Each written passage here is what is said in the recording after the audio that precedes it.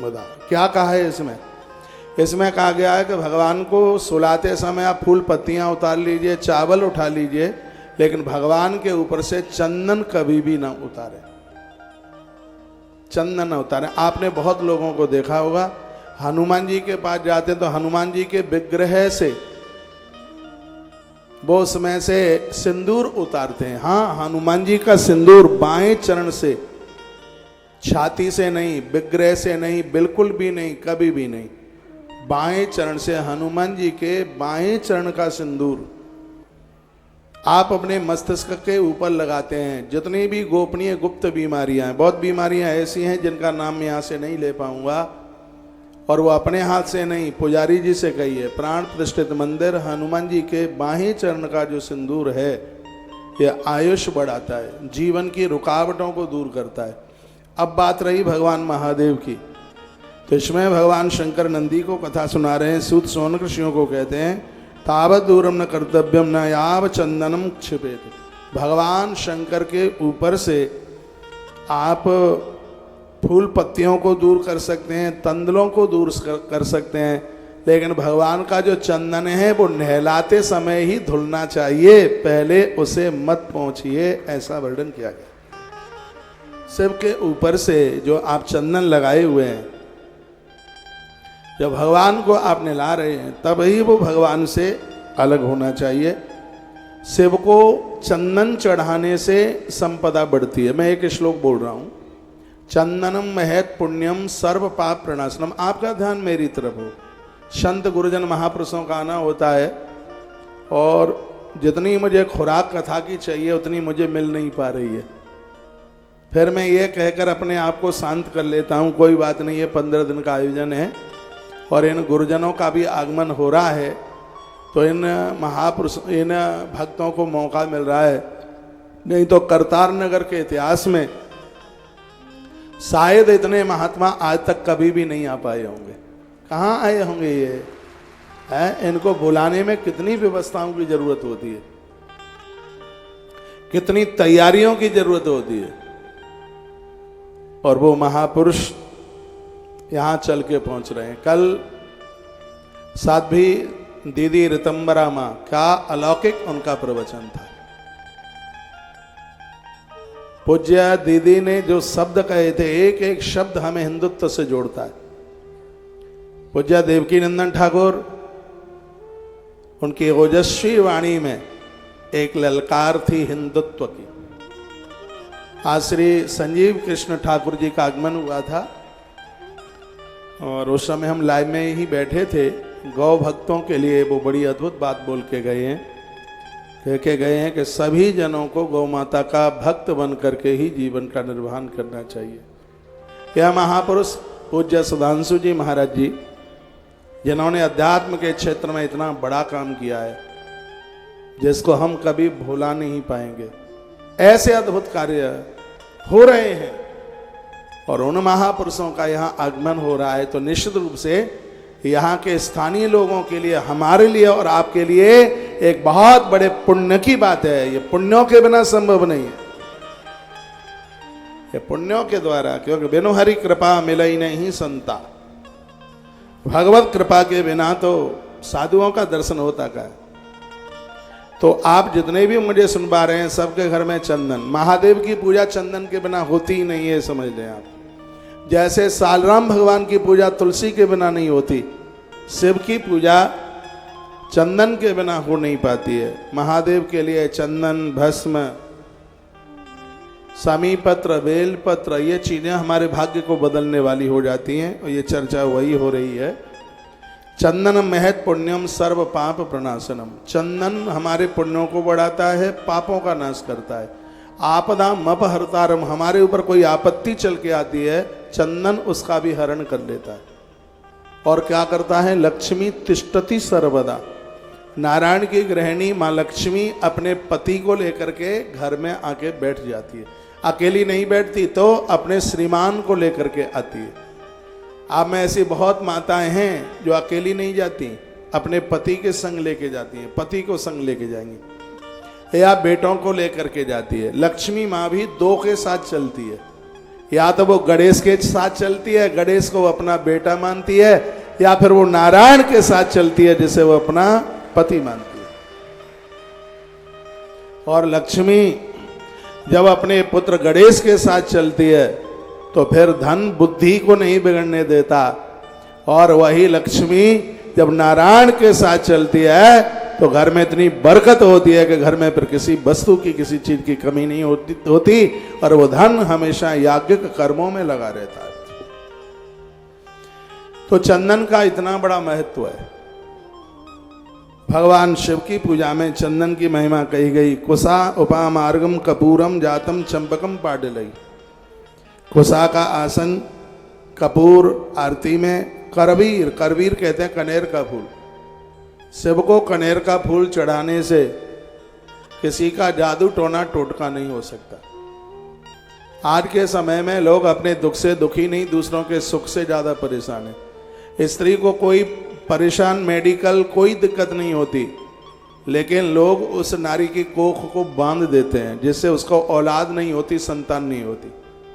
उसका एक उपाय इस ग्रंथ में, अकौआ का फूल आपने देखा हो, उसको ऐसे खोल दें तो उसमें से रुई जैसी निकलती है, समझ गए आप? आंख में से रुई। एक तो फूल होता है जैसे जो हॉर्न लगाए ऐसी उसकी शक्ल होती है, आगे से ऐसे पीछे से, तो उसका एक फूल तो ऐसा होता है आंख का फूल, लेकिन उसका एक रूप और होता है, वो ऊपर से बंद होता है, उसको जब खोलें तो उसमें से रुई निकलती है।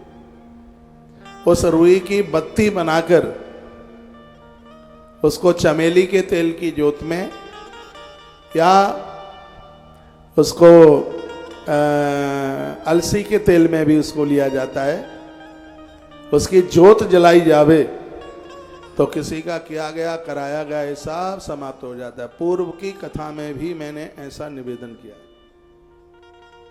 कनेर का फूल भी, ये जादू टोना टोटका नहीं है, ये सब बातें यहाँ पर लिखी गई हैं। मंत्र पूर्वम प्रकृतव्याम पूजा सर्वफल प्रदा।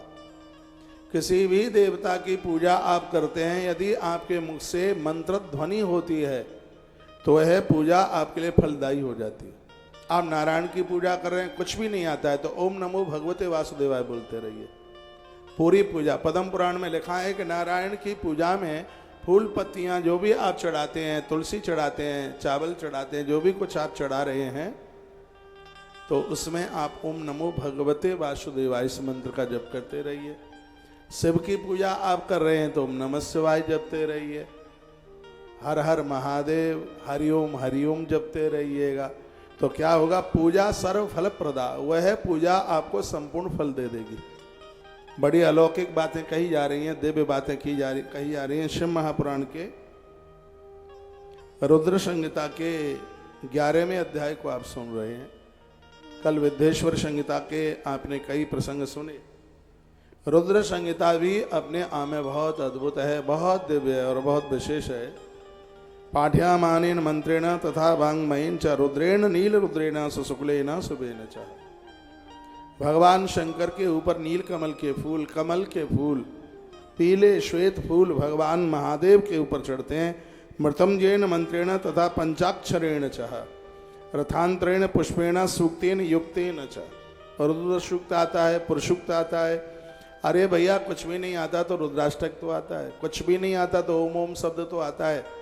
इसके द्वारा आप भगवान का वंदन पूजन कीजिएगा।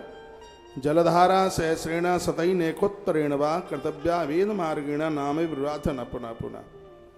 वर्णन किया गया है, कहा गया है कि जो भगवान के ऊपर 100 बार जब तक गिनती गिने, इतनी देर के लिए जल की धारा छोड़ते रहते हैं। 108 बार ओम नमः शिवाय जपते रहिएगा। हाथ में श्रृंगी लीजिए, श्रृंगी से अभिषेक करने पर 1000 गुना फल तत्काल उसका हो जाता है। इसलिए नारायण के लिए शंख और महादेव के लिए श्रृंगी को बहुत विशेष बताया गया है। हाथ में श्रृंगी लेकर के जब आप अभिषेक करते हैं तो उसकी महिमा सीधे 1000 गुनी अपने आप में बढ़ जाती है। जलधारा सहस्रेण शतैनेकोत्तरेण वा। आपके पास यदि समय है तो 1000 बार यानी 10 माला जपी जाए, उतनी देर के लिए अभिषेक करते रहिए। उतना समय नहीं है तो 100 नाम भगवान के लिए जाएं इतनी देर के लिए आप जप करते रहिए। फिर भगवान को अभिषेक करके धूप दीपश नैवेद्य तांबूल सुंदरस तथा धूप दिया नैवेद्य तांबूल ये भगवान को जरूर समर्पित कीजिएगा। तरह तरह के फूलों से आप पुष्पांजलि कीजिए। पूजा में किसी भी प्रकार की त्रुटि रह गई है, व्यवस्था में वस्तुओं में कमी रह गई है, तो आरती के बाद एक फूल चढ़ाया जाता है, उसको पुष्पांजलि कहते हैं। शुरू में जब आरती होती है तो आरती के बाद पुष्पांजलि होती है। जब तक पुष्पांजलि का फूल ग्रंथ के ऊपर न चढ़ जाए तब तक मत बैठा करो, तब तक खड़े रहो, क्योंकि आरती पुष्पांजलि ये बैठ के नहीं होती, यज्ञ की पूर्णावती भी बैठ के नहीं होती, इसको खड़े होके ही किया जाता है। जब यहाँ पुष्पांजलि होती है, भाई अनुज थोड़ा इधर हो ना, थोड़ा पीछे, तो पुष्पांजलि में जहाँ पूजा में यदि कोई कमी रह गई, वस्तु की कमी रह गई, मंत्रों की कमी रह गई, तो लास्ट का जो फूल है उसे पुष्पांजलि का फूल कहते हैं। उसको समर्पित करने से पूजा में कोई कमी रह गई है उसकी पूर्ति हो जाती है। आरती 14 बार उतारी जाती है। आज मैं उसका एक विस्तार पूर्वक मैं निवेदन करूंगा। वर्णन है कि चंदन आदि से पूजन करके शिव के ऊपर अभिषेक करने के लिए जलधारा जरूर छोड़नी चाहिए, तो भगवान महादेव जलधारा से अति प्रिय, उन्हें बहुत ज़्यादा प्रसन्न होते हैं। जलधारा शिव प्रिय। अनेक प्रकार के पात्रों में जल भरकर शंकर जी का अभिषेक करें। एक और नई बात आपने आज तक नहीं सुनी होगी, इससे भगवान अति प्रसन्न होते हैं कि भगवान के पूजा आप कर रहे हैं तो 11 पात्र रख लें पास में और 11 में जल भरें। एक पात्र का पानी पूरा हो जाए, छोटे छोटे रख लीजिए, एक पात्र का पूरा हो जाए तो दूसरा उठाइए, दूसरा पूरा हो जाए तो तीसरा उठाइए, क्योंकि रुद्र एकादश है। जिस समय शंकर जी का आप अभिषेक कर रहे हैं तो 11 पात्रों में जल भर करके वहां रख लो। यह यहाँ पर वर्णन किया गया है, उसी को यहाँ पर बोला गया है मंत्र पूर्वक और बड़े प्रसन्नता पूर्वक अनेक प्रकार के पात्रों में जल भर करके भगवान शंकर का अभिषेक करने से महादेव अति प्रसन्न हो जाते हैं। पानी तो एक ही है, जल तो एक ही है, लेकिन वो जितने पात्र रखे हुए हैं उससे कम ज़्यादा भी आप रख सकते हैं, ज़्यादा भी रख सकते हैं, कम भी रख सकते हैं। अब देखिए, एक धार से भी पानी गिरता है, लेकिन कलश में 1000 छेद करके 1000 धारा भी गिराई जाती हैं। तो उसका वर्णन किया गया है, जब 1000 धाराएं गिरती हैं भगवान शंकर के ऊपर, उसको कहते हैं सहस्रादि अभिषेक। एक लोटे में 1000 छेद कर लिए जाते हैं, फिर उसमें जल। अभी मैं उस दिन बटेश्वर में था, यहाँ मैं भगवान बटेश्वर नाथ को निमंत्रण देके बाबा को वंदन प्रणाम करके, जितना भी संस्कार टीवी सत्संग टीवी के माध्यम से मुझे पूरे देश में लोग सुन पा रहे हैं, मैं कहूँगा स्वयंभू भगवान बटेश्वर नाथ हैं। एक बार भी भूल के चले गए आप तो इस महादेव के बिना आप रह नहीं पाएंगे। इसमें इतना आकर्षण है। इस द्वादश ज्योतिर्लिंग मंदिर में भी ठीक सामने भगवान बटेश्वर नाथ विराजित। अभी मैं उस दिन गया, बाबा के प्रति मेरी बड़ी श्रद्धा है। मैंने पहली शिव महापुराण की कथा उन्हीं के चरणों में की। मैंने उनके ऊपर कावड़ चढ़ाई है। मैं कहीं विदेश की यात्रा में जा रहा था, तब भी मुझे ध्यान है कि मैंने भगवान बटेश्वर नाथ से ही अनुमति लेकर के मैंने प्रस्थान किया। मैंने गणेश पुराण की सबसे पहली कथा भगवान बटेश्वर नाथ को सुनाई है। मैंने भागवत की कथा बरसाने से आरंभ की है, लाडली जी के दरबार से। मैंने पहली कथा ब्रज क्षेत्र से बरसाने से आरंभ की, और मेरे जीवन की कथा का कभी समापन होगा तो भगवान बटेश्वर नाथ के चरणों में होगा। अंतिम कथा वहाँ होगी। ये मैं कई बार यह बात बोल चुका हूँ। आज वर्तमान समय में उनका इतना बड़ा प्रभाव है। हर सोमवार को 1000 छिद्र के कलश के द्वारा वहाँ पर अभिषेक होता है। इस दुनिया में 2 ही महादेव ऐसे हैं जो सबसे ज़्यादा जिन पर कावड़ चढ़ती है। एक झारखंड में बाबा हैं बैजनाथ, एक दूसरे आगरा इटावा वाली सड़क पर हैं भगवान बटेश्वर नाथ। अद्भुत देवता है, जिसका कमाल कुर्सी पर महानुभाव जो सो रहे हैं, बगल वाले उन्हें जगा दे। परीक्षित अपने ऊपर जगाइए। टीवी मेरे सामने लगी है, इसमें देख लेता हूँ। बोलिए शंकर भगवान की जय हो। श्री हनुमान जी महाराज की जय हो। जय जय। श्री राधे। इस बात को कभी भी मत भूलिएगा, जब आप महादेव को स्नान कर रहे हैं तो करा रहे हैं तो छोटे छोटे और भी पात्र रख लीजिए। एक पात्र का जल पूरा हो जाए तो दूसरा उठाइए, दूसरा पूरा हो जाए तो तीसरा उठाइए। और इसमें लिखा है कि अनेक पात्रों में जल भर के आप सबको स्नान कराते हैं तो उससे भगवान महादेव अति प्रसन्न होते हैं, वो बहुत राजी होते हैं। कहा पाठ्यमानेन मंत्रेण तथा वांग्मयेन चाह, पाठ आता है तो पाठ कीजिए, नहीं तो मंत्र जपिए। तो इससे रुद्रदेव बड़े प्रसन्न होते हैं, भारी प्रसन्न होते हैं। अर्घम दत्तान पुष्पाणि पादेव शुकर्य चाह, और हमेशा पुष्पांजलि का जो फूल है वो सिर के ऊपर नहीं, भगवान के चरणों में चढ़ाइए। उसको चरणों में, उनके चरणों में उसे समर्पित कर दें। यज्ञ में आप खड़े हैं तो फूल कभी आग में नहीं डाला जाता। पुष्पांजलि का जो फूल है वो यज्ञ के जहाँ से आहुति डालते हैं, जिसको उस यज्ञ का योनिक क्षेत्र बोलते हैं, वो पुष्प वहाँ पर समर्पित किया जाता है। बहुत लोग दे धड़ाधड़ आग में फूल जलाने से लक्ष्मी की हानि होती है। अग्नि में फूल तब डाला जाता है जब उसको घी में डुबाया जाता है। नवरात्रा में फूल से माताजी का हवन यज्ञ होता है। अब के बार हम नवरात्रा में वैष्णो माता में कथा तो चलती फिरती थोड़ी बहुत कर लेंगे, लेकिन वहां भी 24 घंटे का यज्ञ होगा और उसमें दुर्गा सप्तशती के मंत्रों से आहुति डाली जाएगी। पूरा का पूरा 9 दिन और 24 घंटे आहुति। आप आ सके तो आ जाना मैया जी के धाम में, वैष्णो देवी में 24 घंटे का यज्ञ होगा। वो भी दिन रात चलेगा, जैसे यहाँ चल रहा है उसी प्रकार से। और मैं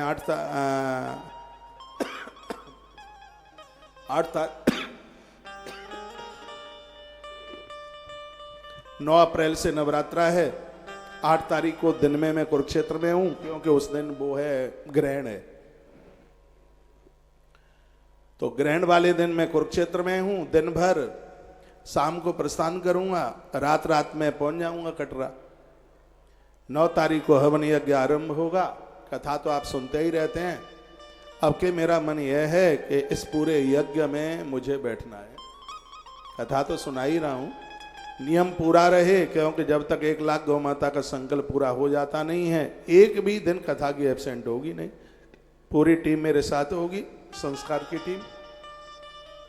यज्ञ होगा, 1 आध घंटे कथा भी सुना देंगे। कथा के लिए कोई पंडाल नहीं लगाएंगे, तो वहीं यज्ञ मंडप में ही बैठ करके और वहीं से कथा का प्रसारण हो जाएगा। कालका पुराण के कुछ सूत्र और देवी तंत्रोक्त सूक्त की बहुत किताबें हैं। उनमें से एक ऐसी विशेष कथाएं जो आपने अभी तक सुनी ना हो और मैंने सुनाई ना हो, दोनों बातें, आपने सुनी ना हो और मैंने सुनाई ना हो, तो कुछ ऐसे चरित्रों का 9 दिन के लिए अवलोकन वहां से कर लेंगे। जो लोग आ सकें जरूर आइए, और जो ना आ पाए तो 52वीं जो दिव्य पीठ है वैष्णो माता सागर मंथन से निकली है। ये 2 देवियां समुद्र से निकली हैं, एक है लक्ष्मी माँ और एक है वैष्णो देवी माँ। समुद्र ने इस बेटी को विवाह के लिए बोला था, उन्होंने कहा कि नहीं, मुझे विवाह करना नहीं है, मुझे तप करना है। और वहीं से वो चल पड़ी और पहाड़ों में जा करके ये बैठ गई। इसका नाम वैष्णो देवी कैसे पड़ा, वो भी कथा चल करके आती है कि लोग यहाँ बकरे काट काट करके चढ़ा रहे थे, भैंसे काट काट के चढ़ा रहे थे। बगल में कुछ माताओं की धूमी लगी हुई थी, महात्माओं की धूमी लगी हुई थी। महात्माओं ने देख लिया। महात्माओं ने जैसे ही देखा तो उनकी आंखों में आंसू आ गए। उन्होंने कहा, हे माँ, तू पूरे जगत की माँ है, जगत की अम्मा है, और तेरे दरबार में इतनी बड़ी हिंसा हो रही है। साधु जैसे ही रोए तो प्रतिमा फाड़ करके मां भवानी प्रकट हो गई, जगदम्बा प्रकट हो गई। उन्होंने कहा कि तुम्हारे आंसू मैं देख नहीं पा रही। मां की आंख में से जो आंसू निकले, वहां से एक नदी बहती है, बाढ़ गंगा, आपने वहां देखा होगा, आप जाते हैं बाढ़ गंगा, बड़ी महिमा है। ये मां के आंसू से प्रकट हुई नदी। माता ने कहा कि मैं संकल्प करती हूं, आज से मेरे दरबार में कभी कोई हिंसा नहीं होगी और मैं वैष्णव धर्म को स्वीकार करती हूं। महात्माओं ने कहा, हे देवी, यदि तुमने ऐसी प्रतिज्ञा की है तो आज से लोग तुम्हें माता वैष्णो देवी के नाम से जानेंगे। तब से लेकर माँ को वैष्णो माता के रूप में माना जाता है। बताते हैं 51 शक्ति पीठ की यात्रा करने के लिए जो लोग निकले हैं, जिन्हें पूरी शक्ति पीठ का दर्शन नहीं होता, यदि वो माता वैष्णो देवी का दर्शन कर लेते हैं, उन्हें 51 पीठ का दर्शन करने का सौभाग्य प्राप्त हो जाता है। यहाँ का एक यज्ञ 1 लाख यज्ञ के बराबर है। तीसरी बार जा रहा हूं, बस मां से यही मांगा था, हे मां, चैत्र की नवरात्रा में भले ही तू एक दिन के लिए बुलाना, जब तक देह में प्राण रहे तब तक तू बस बुलाते रहना, ये तेरे चरणों में मेरी प्रार्थना है। किसी बड़े सेठ की कथा मेरे पास आ जावे तो उसकी नोट की गड्डियां देख करके मेरे मन में लोभ ना आवे कि इतने लाखों रुपया छूट जाएंगे। हे मां, तेरे सामने रुपया मैं तो ना रखे, तेरा दरबार कभी ना छूटे, मैं तुझसे बस यही मांगता। हे मैं मां से मांग के आया, बड़ा भव्य यज्ञ मंडप वहां बनेगा। पूरे देश में मुझे आप सुन पा रहे हैं, आप नहीं भी पहुंचते हैं तो भी आपकी तरफ से 9 दिन का हवन यज्ञ मां की देहली पर, मां के दरबार में जो होने के लिए जा रहा है, इससे आप चूकना मत।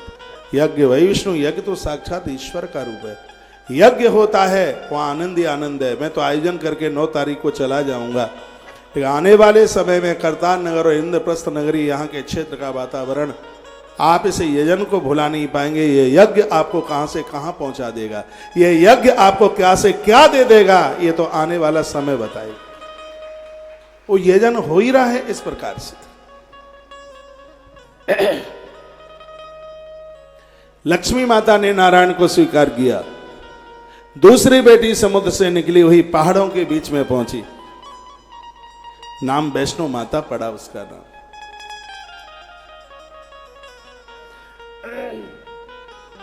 एक बार जयकारा लगाइयो, बोलो भक्तो वत्सल भगवान की जय हो, श्री हनुमंत बलवंत महाराज की जय हो, आज के आनंद की जय हो, जय जय श्री राधेश। लिंगानी कल्पयस्तैव अधिकारानुरूपत विश्वकर्मा ददौ तेभ्यो नियोगान मम बाहरे। यदि कापी कलम है तो कुछ बातें आप लिख लेंगे। कितनी तरह की धातु की वो पिंडियां हैं जो लोगों को आनंद कर देती। एक धातु के 2 शिवलिंग घर में मत रखिए। कैसे? जैसे 2 पारदेश्वर मत रखिए, 2 स्फटिक मत रखिए, 2 लोहे के शिवलिंग मत रखिए, 2 पीतल के मत रखिए, 2 चांदी के भी मत रखिए, 2 सोने के भी मत रखिए। ऐसे नर्मदेश्वर हैं जो एक से अनेक आप रख सकते हैं।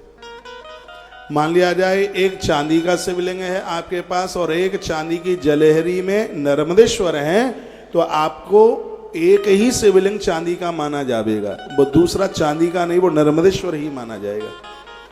वैसा ऐसे बताते हैं कि शिवलिंग जिस धातु का है, नीचे की जलेहरी उसी धातु की होनी चाहिए। लेकिन ऐसे भगवान नर्मदेश्वर हैं जिनकी पिंडी पत्थर की और जिनकी जलेहरी चांदी की, गिरा हुआ पानी सीधे पितृलोक जाकर के पहुंचता है।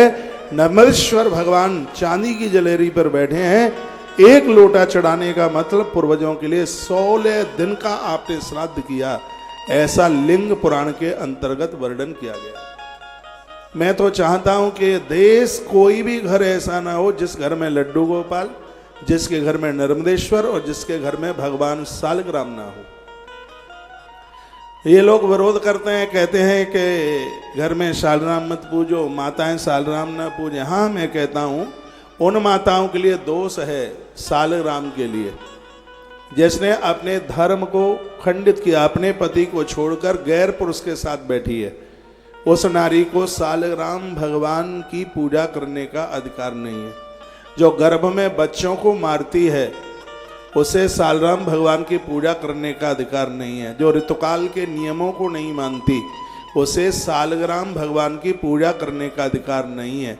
लेकिन जो बड़ी स्वच्छता और पवित्रता के साथ सनातन धर्म को, संस्कृति को मानने वाली देवी, तो यह स्कंध पुराण के, यह पद्म पुराण के नागर खंड में वर्णन किया गया है कि वह नारी पूर्ण रूप से भगवान सालग्राम भगवान की पूजा करने की अधिकारिणी है।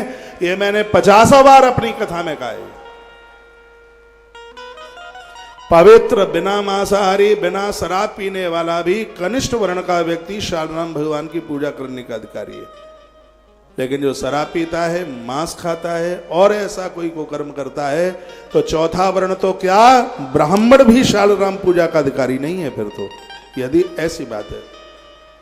मैं आपको निवेदन कर दूं, भगवान शालग्राम को एक बार तुलसी का पत्र चढ़ाने से नारायण की 6 महीने की पूजा करने का फल प्राप्त होता है। इतनी बड़ी महिमा भगवान शालग्राम की है। आप अपने मंदिर में भगवान शालग्राम की पूजा का नियम पूरा नहीं कर सकते, तो शालग्राम की शिला को आप तुलसी के गरुए में रख दीजिए। तुलसी में शंकर जी नहीं रखे जाते, तुलसी में या तो गंगा जी की बटुलिया रखी जाती है, शंख सीपी रखी जाती है उसमें, या उसमें भगवान शालग्राम रखे जाते हैं। भगवान शंकर की पिंडी है, वो पीपल की जड़ों में रखी जाती है, बरगद की जड़ों में रखी जाती है और बेल वृक्ष की जड़ों में उसको स्थान दिया जाता है। बातें छोटी छोटी हैं लेकिन इनका प्रभाव बहुत जबरदस्त है। मैं आप सबको कहना चाहूंगा, आप पीपल अपने घर के जमीन में नहीं, लेकिन मुझे जितना भी पूरे देश में लोग सुन पा रहे हैं, सबके घर में गमले में पीपल होना चाहिए। पीपल आरोग्यता देता है, पीपल निरोगता देता है। पीपल का दर्शन करने मात्र से शनि महाराज प्रसन्न हो जाते हैं। पीपल का दर्शन करने से हथियार से किसी की मौत नहीं होती, एक्सीडेंट में किसी की मृत्यु नहीं होती, और वेल की पूजा करने से, पानी में डूबने से किसी की मौत नहीं होती। बरगद की पूजा करने से अंबर आकाश से गिरने पर किसी की मौत नहीं होती। यह हमारे ग्रंथों में सब बातें लिखी हुई हैं, इसलिए हम इन वृक्षों की पूजा करते हैं। तुलसी का पूजन करने से पति और पत्नी में कभी बिछुड़ाव नहीं होता। इसलिए मैं कहता हूं, जब जब सोमवती अमावस्या पड़े उस दिन आप 108 परिक्रमा मां तुलसी की करते हैं, आपको 1.25 मन स्वर्ण दान करने का पुण्य तत्काल प्राप्त हो जाता है। यह हमारे ग्रंथों में वर्णन है।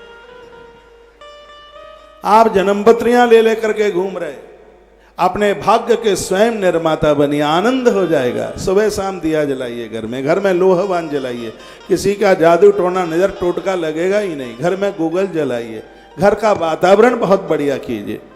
एक आध दिन में आप कभी हनुमान चालीसा का पाठ, आज मैंने एक आध मंत्र बताया, हनुमान चालीसा का पाठ करते हैं, ओम हम हनुमते नमः, ओम हम हनुमते नमः, यह बोल करके फिर आप हनुमान चालीसा का पाठ कीजिए। आप रामायण का पाठ करते हैं, ओम राम रामाय नमः, प्रभु को वंदन प्रणाम करके ये पाठ आप कीजिए। कार्तिक का महीना चल रहा है, भागवत जी का पाठ करते हैं, भागवत का स्वाध्याय करते हैं। ओम क्लीम कृष्णाय गोविंदाय गोपी जनवल्लभाय स्वाहा, ये गोपाल संतान बीज मंत्र है जो कि नारी के बांझपन को दूर कर देता है। कई बार इन बातों का मैंने जिक्र किया, लोगों ने बहुत फायदे इसके उठाए। आप सच मानिए 24 वर्ष के बाद में संतानें हुई है। जब काम दवाओं से नहीं चलता तो फिर कार्य दुआओं से चलता है। ईश्वर के प्रति अटूट श्रद्धा रखिए। पूरी दुनिया की संपदा वैभव मिल जाए, लेकिन भगवान नहीं है तो जीवन में कुछ भी नहीं है, कुछ है ही नहीं, जीवन में कुछ नहीं। अर्जुन मेरा फेवरेट पात्र है। अर्जुन की एक बात मुझे बहुत अच्छी लगी, वो बात यह थी, जब महाभारत का 1 मिनट में सुना दूं मैं महाभारत की कथा, 1.5 मिनट लूंगा, दे दोगे मुझे? धन्यवाद।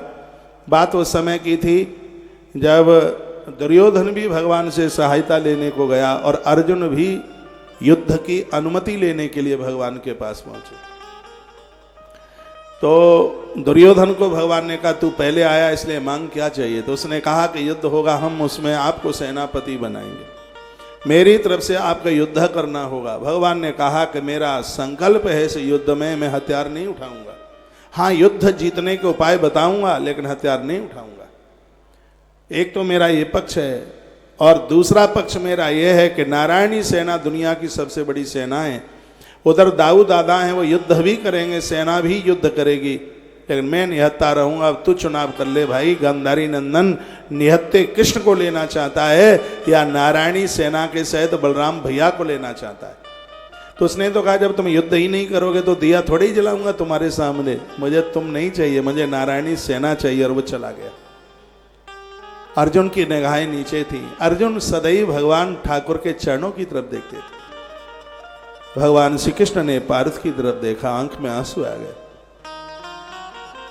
और कहा, धनंजय मैं तो तुम्हें कुछ दे ही नहीं पाया, पता नहीं मैंने कैसे संकल्प कर लिया, मैं तो नियत्ता हूं, कुछ नहीं रहा मेरे पास देने के लिए। दुनिया की सबसे बड़ी सेना नारायणी सेना, और उसे दुर्योधन ले गया, अब मैं तुझे क्या दूं। जब इतना कृष्ण ने कहा, अर्जुन की आंख में आंसू आ गए। पार्थ रो पड़ा और कहने लगा, गोविंद मैं द्वारका में आपसे नारायणी सेना मांगने के लिए नहीं आया। हे भगवान, आपके चरणों की सौगंध खा के कहता हूं, नारायणी सेना को लेकर के यदि मैं महाभारत का युद्ध जीत लूं तो उसको मैं अपनी पराजय समझूंगा। यदि द्वारका का नारायण मेरे साथ में है, यदि मेरी पराजय भी हो जाए तो उसको मैं अपनी विजय समझूंगा। मुझे द्वारका की नारायणी सेना नहीं, मुझे द्वारका का नारायण चाहिए। भगवान बस आप मेरे रथ में बैठ जाइए, मेरे घोड़ों की लगाम संभाल लीजिए, मुझे कहां जाना है, मुझे कहां नहीं जाना है, बस मेरे मार्ग को प्रशस्त कीजिए। मैं आपसे यही मांगता हूं। ये समर्पण है अर्जुन का। मैं आप सबको इस भरे शकल समान को कहना चाहूंगा कि जीवन में भगवान नहीं है तो मनुष्य जीवन किसी आत्महत्या से कम नहीं है। जो सल्फास खा करके मर रहे हैं वो छोटे वाले आत्महत्यारे हैं। जो मनुष्य जीवन लेकर के भगवान के साथ नहीं जुड़े वो सबसे बड़े आत्महत्यारे हैं। उनसे बड़ा आत्महत्यारा नहीं है कोई। इसलिए मानवीय जीवन मिला है, इस जिंदगी को भगवान के साथ जुड़ करके निकालिए, आनंद हो जाए। परमात्मा के साथ, उनसे सर्वोच्च कोई नहीं है। केवट भगवान को बिठाता है और कहता है कि भगवान आप मिल गए, अब कुछ नहीं चाहिए। और जिसके पक्ष में भगवान आ गया है उसको क्या चाहिए? कुछ नहीं। पितामह भीष्म जिसको इच्छा मृत्यु का वरदान मिला है, दुर्योधन के पक्ष में भले ही खड़े हों, यदि वहां गिरधर नहीं है तो दुर्योधन को ना द्रोणाचार्य विजय दिला पाएगा, ना दानी कर्ण विजय दिला पाएगा, और ना गंगा पुत्र भीष्म विजय दिला पाएंगे। लेकिन जिसके पक्ष में भीष्म और गुरु द्रोण भले ही ना हो, लेकिन जिसके पक्ष में गिरधर है उसकी विजय को कोई रोक नहीं सकता। यत्र योगेश्वरः कृष्णो यत्र पार्थो धनुधरा। कैमरा वाला बारात में आया रे, कहां है ये?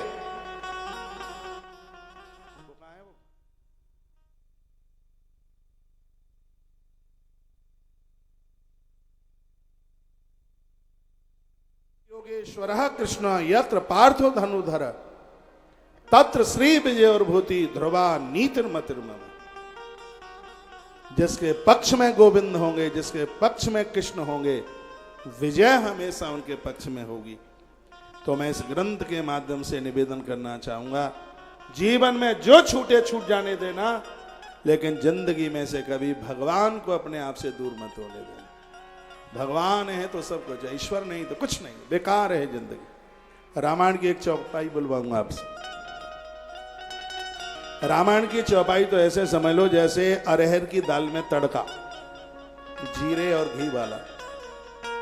रामायण की चौपाई तो ऐसे समझ लीजिए जैसे सोते समय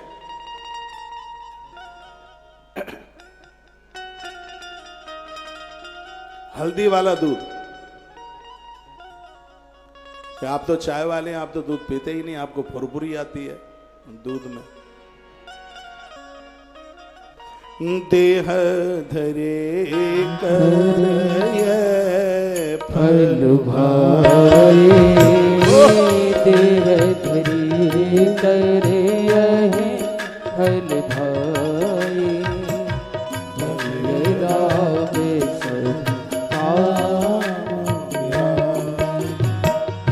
देह धरे करे आहे फल भाई, देह धरे कर यह फल भाई, भजिए राम सभी काम बिहाई। देह धरे कर यह फल भाई, भजिए राम सब काम बिहाई। श्री राम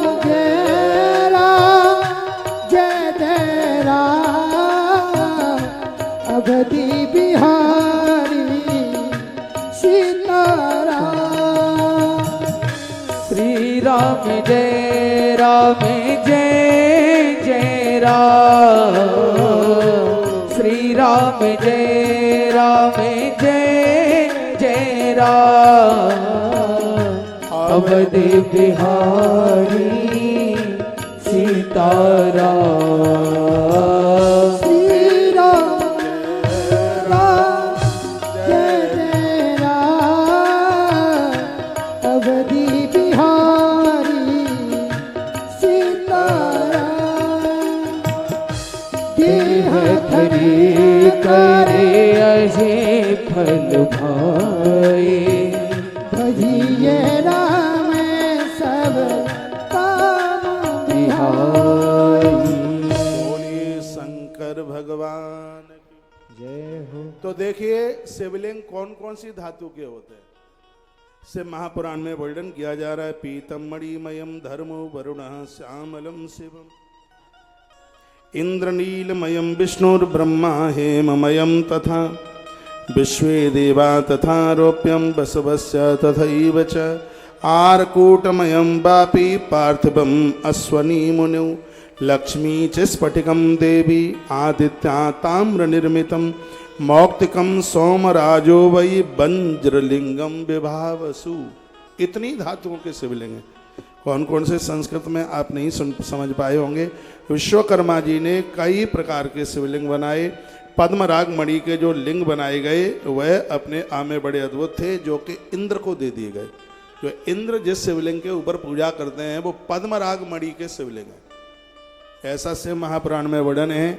विश्रवा के पुत्र कुबेर जिस शिवलिंग की पूजा करते हैं वो स्वर्ण के हैं, सोने के हैं। सोने के शिवलिंग बड़े प्रभावी है, सोने के भी शिवलिंग होते हैं। तत्पश्चात जो धर्म देवता हैं वो जिन शिवलिंग की पूजा करते हैं वो पीतल के हैं। पीतल के शिवलिंग से वंश वृद्धि बढ़ती है। तत्पश्चात वरुण सांवले शिवलिंग की पूजा करते हैं। जो सांवले रंग के जो शिवलिंग हैं वो कभी रोग को पास नहीं आने देते, अकाल मौत से बचा लेते हैं। ये बहुत ध्यान से सुनिएगा। जो सांवले रंग के जो शिवलिंग हैं वो अकाल मृत्यु से बचा लेते हैं। भगवान विष्णु हैं वो इंद्र नीलमणि नाम का पत्थर है उससे बने हुए शिवलिंग पर पूजा करते हैं। ब्रह्मा जी स्वर्ण के शिवलिंग पर, सोने के शिवलिंग के ऊपर वह पूजा करते हैं। विश्वदेव रौप्य कहते हैं चांदी, चांदी के शिवलिंग पर पूजा करते हैं। वसुगण पीतल के शिवलिंग पर, अश्विनी कुमार मिट्टी के शिवलिंग पर पूजन करते हैं। लक्ष्मी मैया स्फटिक के शिवलिंग पर पूजा करती है। लक्ष्मी माँ स्फटिक के शिवलिंग भी बड़े प्रभावी है। स्फटिक का श्रीयंत्र भी आता है। स्फटिक, चांदी, ये जो शिवलिंग हैं ये संपदा देने वाले हैं, ये धन देते हैं, संपत्ति देते हैं।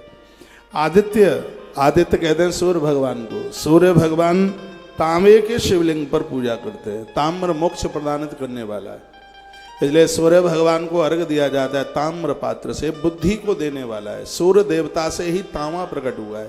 शंकर जी से 3 धातुएं प्रकट हुई, भोलेनाथ से 3 धातुएं प्रकट हुई, एक स्वर्ण, एक रजत और एक पारा। पारदेश्वर, पारा भगवान महादेव से प्रकट हुआ। चांदी भी शंकर से प्रकट हुई और स्वर्ण सोना भी भगवान महादेव से प्रकट हुआ है।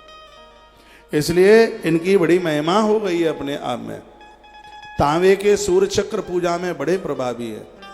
तांबे के पात्र में जल भरकर सूर्य सप्तमी को या रविवार को विशेष रूप से ताम्र के ही पात्र में सूर्य भगवान को अर्घ दिया जाता है।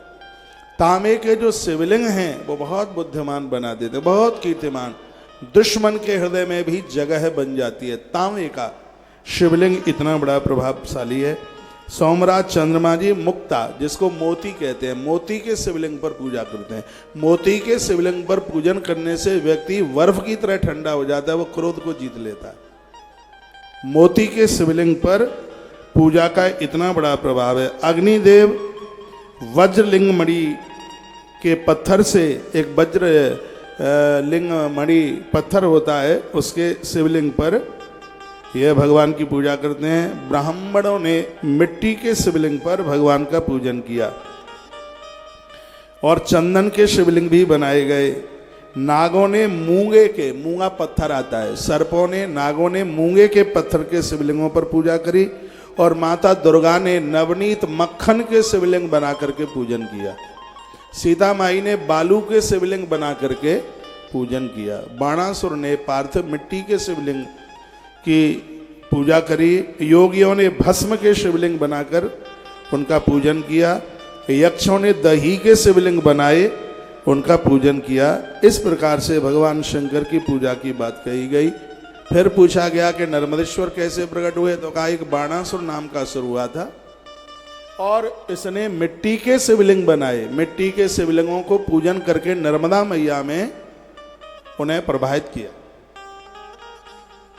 तो एक दिन भगवान महादेव, भगवान शंकर प्रकट हो गए। आपका ध्यान इधर नहीं है, भगवान भोलेनाथ प्रकट हो गए और भगवान शंकर ने कहा बाणासुर को, बेटा वरम ब्रूहि, वरदान मांगिए, तुम्हें क्या चाहिए। तो उन्होंने कहा कि मैंने जितने भी मिट्टी के शिवलिंग बनाए, इधर देखिए, वो सब पत्थर के हो जाए। स्वर नहीं मिल रहा है। भगवान भोलेनाथ ने कहा ऐसा ही होगा, ये शिवलिंग सब पत्थर के हो जाएंगे। नर्मदा में ये पत्थर का रूप धारण कर लेंगे, इसलिए लोग इसको नर्मदेश्वर के नाम से जानेंगे और तुम्हारे नाम से भी इनको जाना जाएगा। इसका एक नाम बाण लिंग होगा। भगवान महादेव के बहुत रूप है, लेकिन नर्मदेश्वर तो फिर नर्मदेश्वर ही है। तो भगवान नर्मदेश्वर की पूजा आप सबके घर में हो।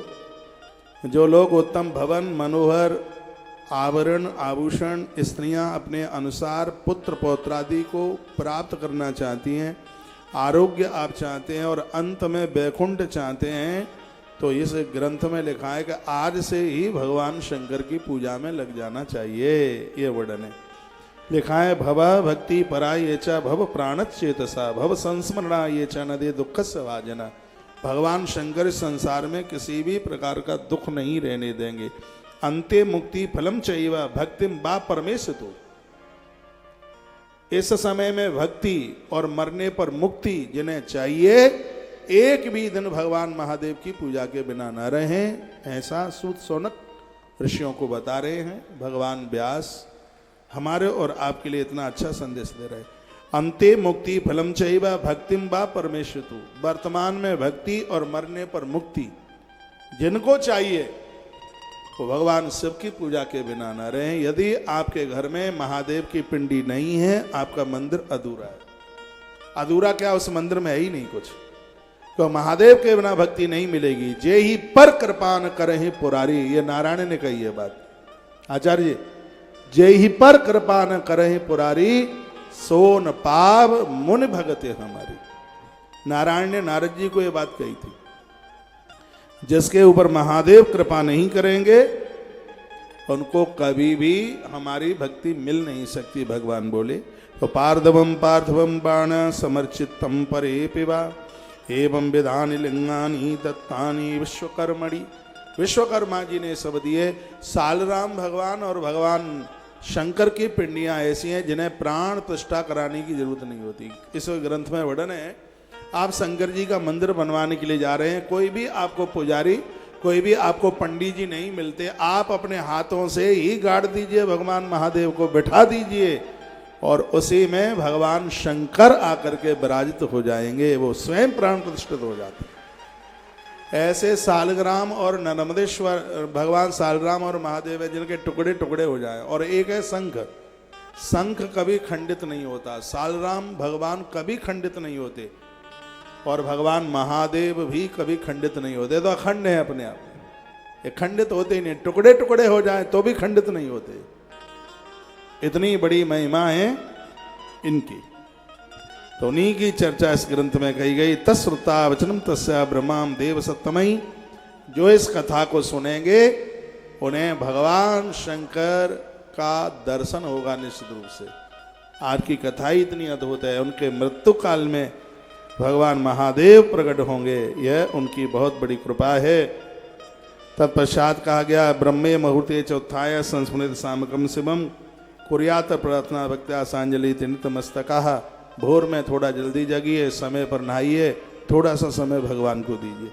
उत्तिष्ठ उत्तिष्ठ देवेश उत्तिष्ठ हृदय में सह, हाथ में घंटी बजाते हुए भगवान को कहिए, प्रभु मैं आपको प्रार्थना करता हूँ, अब आप उठ जाइए। गोपाल को, लड्डू गोपाल को सुलाना पड़ता है, महादेव को नहीं सुलाना पड़ता, वो कभी सोते ही नहीं है। शंकर जी की पिंडी की आप पूजा करते हैं, उनको लुढ़काने की जरूरत ही नहीं है, उनको बैठे रहने दीजिए और सबको आप सुला दीजिए। जो यहाँ वर्णन है वही मैं आपके बीच में रख रहा हूँ। आपके मंदिर में एक लुटिया में पानी जरूर होना चाहिए, जो एक बहुत बड़ी शुभता का प्रतीक है।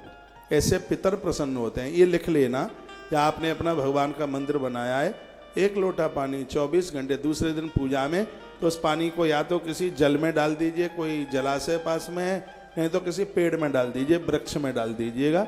और वह जल भगवान के लिए जब रखा जाता है मंदिर में, इससे पितृदोष दूर होता है, इससे पुरखों को तृप्ति मिलती है।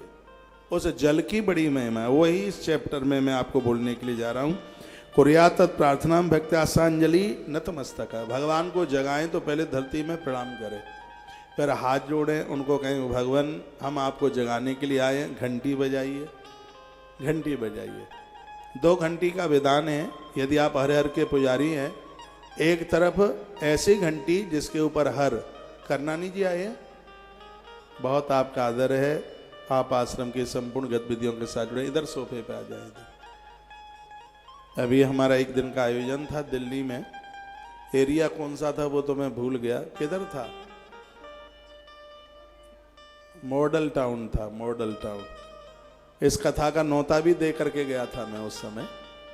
एक दिन का आयोजन, उसमें श्री करनानी जी को ये सौभाग्य, उनके परिवार को सौभाग्य प्राप्त हुआ था, और आज वह हमारे मध्य में। तालियों के साथ उनका आदर कीजिए, बैठे।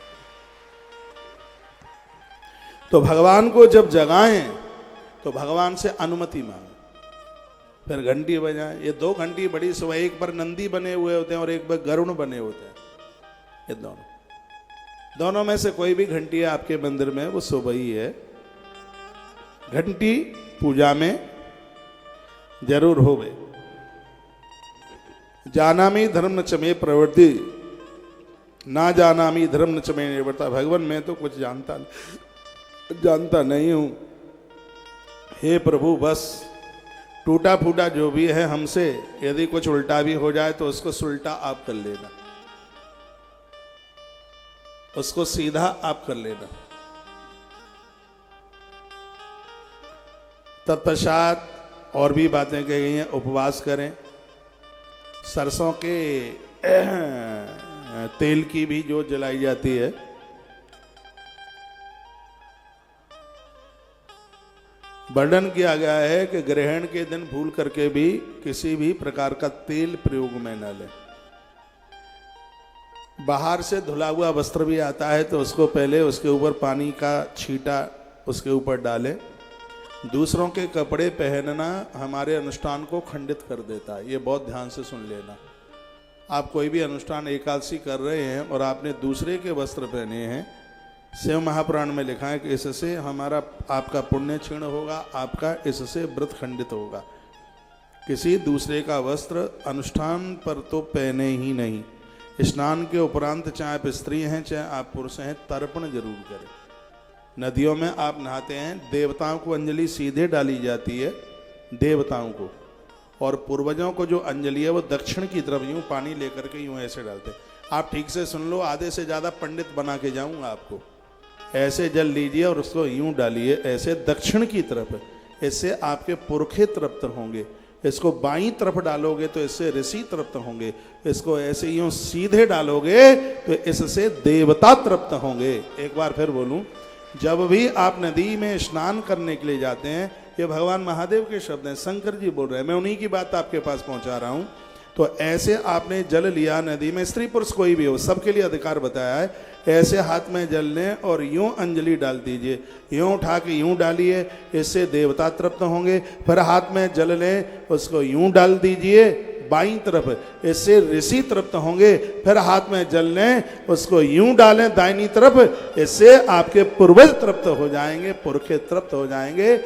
इसको तर्पण। ये ग्रंथ कहता है कि घर में आप पूजा करते हैं तो एक थाल में परात में पानी लेके ये काम आप रोज कर सकते हैं।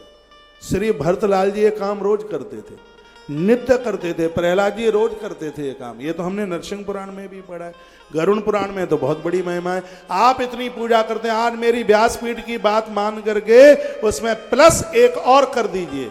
वो क्या है? आरती से पहले, आरती से पहले, आरती बाद में कीजिएगा, एक पात्र में जल भरिए और ऐसे लें। सबसे पहले आप देवताओं के लिए जल डाल दें, उसके तत्पश्चात आप पितरों के लिए जल डाल दिए और उसके तत्पश्चात फिर आप ऋषियों के लिए जल डाल दें। उसके तत्पश्चात फिर जल से अपने ऊपर छींटे लगाएं। उसके बाद आरती कीजिए, आरती के बाद पुष्पांजलि कीजिए, परिक्रमा कीजिए और उसके बाद धरती में झुक करके प्रणाम कीजिए और आपकी ये पूजा पूरी हो गई। ये विधान है पूजा का। तो उसी यहाँ पर तर्पण की बात कही गई। फिर कहा शुद्ध काष्ठ समुत्पन्नम पूर्णम स्मृतमेव वाह। शुद्ध काष्ठ से, नीम है, बबूल है, ये कभी हवन में काम में नहीं लिए जाते। कुछ पंचपल्लव की लकड़ियां हैं वो हवन में बहुत ज्यादा बढ़िया। अशोक की लकड़ी नारी के बांझपन को दूर कर देती है, यज्ञ में उसको लिया जाए। बेल की लकड़ी महादेव के यज्ञ में बहुत ज्यादा विशेष है। आम की लकड़ी घोर गरीबी को दूर करती है। समी की लकड़ी घर की अलाय बलाय जादू टोना टोटका सब को दूर कर देती है।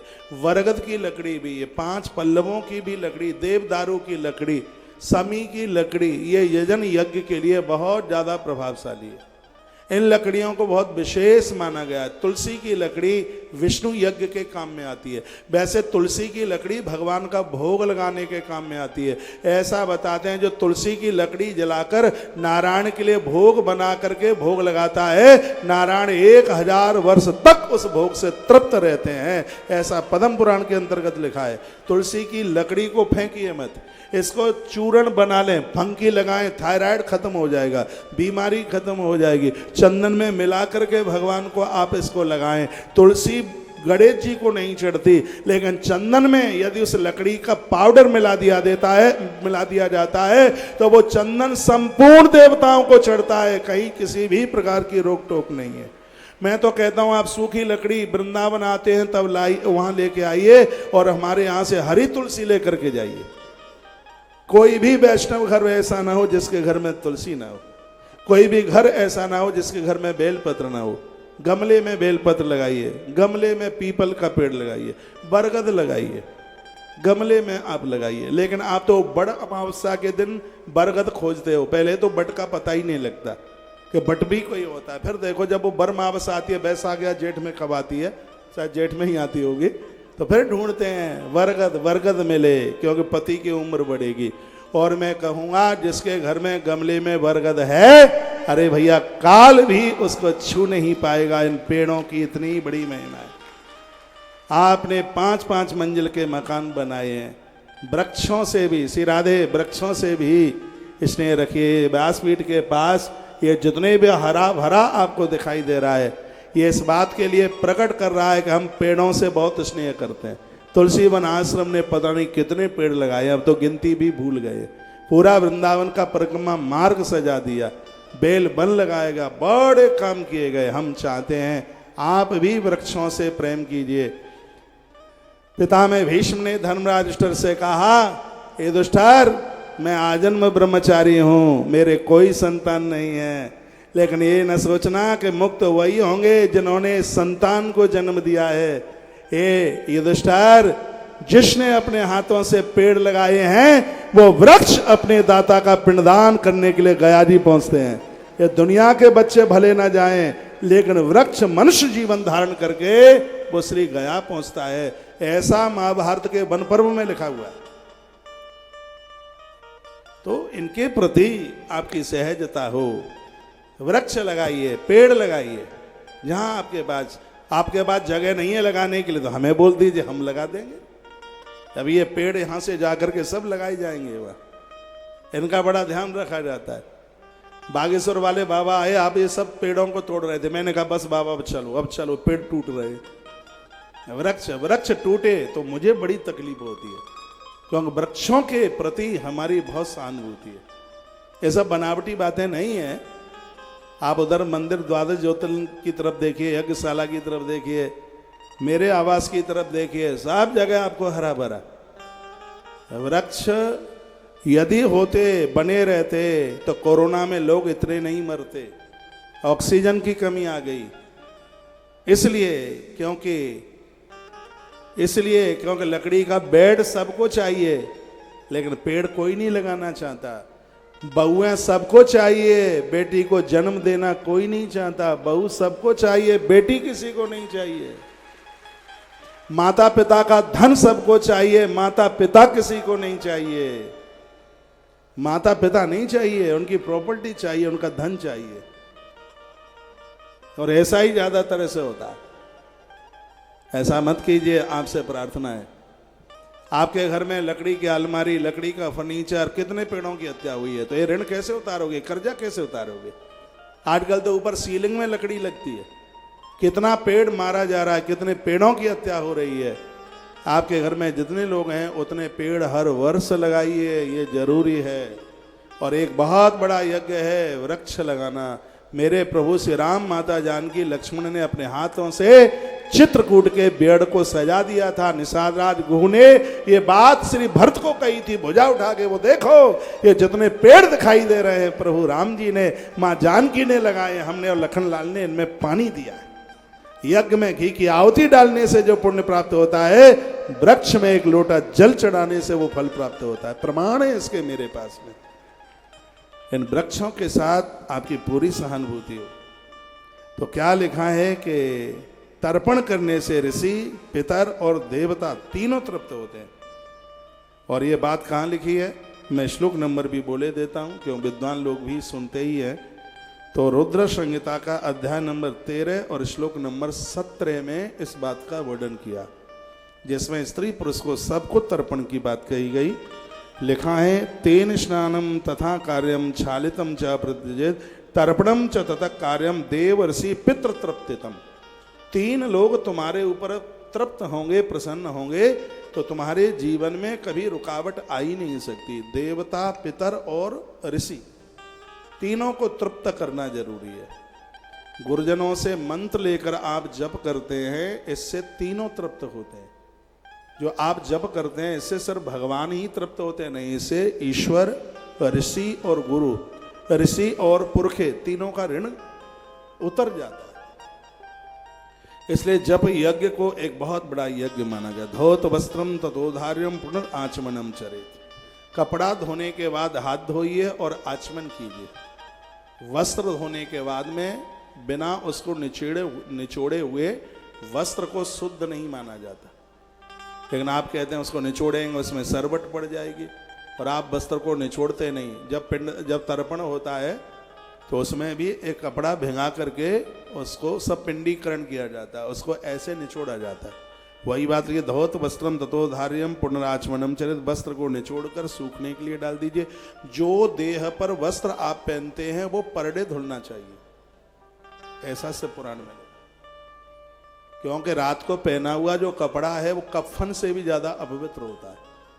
उस कपड़े को पहनकर ना तुम रसोई में जा सकते, ना देवालय में जा सकते, ना उसे पहनकर आप गुरुजनों के चरण छू सकते। जिस वस्त्र को आपने रात को पहना है वह रोजाना ही धुलना चाहिए। लेकिन आपका तो झंगा झोला रात वाला अलग होता है, ऊपर से नीचे तक पूरा सड़क साफ करता है, उसको रोज धोने की जरूरत है। देह पर वस्त्र धुला हुआ ही होना चाहिए। मेरी बात मत मानो, ग्रंथ की तो बात मान लो। सेकंडों में जीवन बदलता है। जन्म पत्री के भरोसे जीवन छोड़ दोगे तो फिर बैठे रहना। महाराज दशरथ जन्म पत्री के ऊपर ही बैठे रहते तो राम का जन्म कभी नहीं होता। ज्योतिषियों ने तो ये कह दिया था कि तुम्हारे औलाद नहीं है, लेकिन वो तो गुरुदेव के पास समाधान के लिए गए थे। तो गुरुजी ने कहा, धैर्य धीर धैर्य धार करो, एक नहीं 4 होंगे। दुनिया से एक मांगोगे वो भी नहीं मिलेगा, गुरुजनों के दरबार में एक मांगोगे 4 गुना मिलेगा। ये दरबार ही ऐसा है। गुरुजी ने कहा, धैर्य धारण करो, होइए सुतचारी, एक नहीं 4 त्रिभुवन विदित। पूरी दुनिया, 3 लोक 14 भुवन उसको जानेंगे, समझेंगे, और वो भक्तों को निर्भय करेगा। ऐसा आएगा तुम्हारे घर में, एक नहीं 4 आए। महाराज दशरथ जन्म पत्री के भरोसे नहीं रहे। जन्म पत्री में गुण मिल जाएंगे, सदकर्म नहीं करोगे तो प्रत्यक्ष रूप से वो गुण मिलने वाले नहीं है। जन्म पत्री के 28 गुण बहुतों के मिल जाते हैं, लेकिन बाहर से नहीं मिलते। इसलिए अपना कर्म करके अपनी जन्म पत्री को बदलिए। यहां पर ये महात्मा जी बैठे हुए हैं, ये थाईलैंड वाले महाराज। इन्होंने मेरी जन्म पत्री देखी एक बार, वहां उज्जैन। ये बहुत विद्वान है।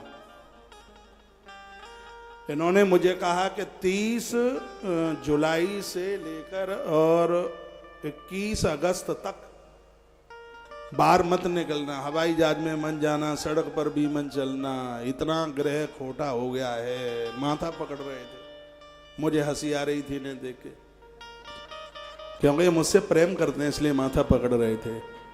बहुत बड़े ज्योतिषी हैं। इन्होंने कहा कि ग्रह की इतनी बड़ी प्रतिकूलता, पता नहीं मार्केस, मैं तो भाषा समझता नहीं, पता नहीं मार्केस बैठा है, कौन कौन सा बैठा, बस तुम जाना ही मत, बैठ जाना। मैंने तो उनकी कोई बात भी नहीं काटी। लेकिन इन दिनों में जो मैंने यात्रा करी, जो इन्होंने टाइम दिया, हमें तो देवताओं के ऊपर इतना भरोसा है। 30 जुलाई से लेकर के 21 अगस्त तक का वो समय मेरे लिए डायमंड था, सोना नहीं, डायमंड। कैंसर हॉस्पिटल की जमीन उन्हीं दिनों में खरीदी गई।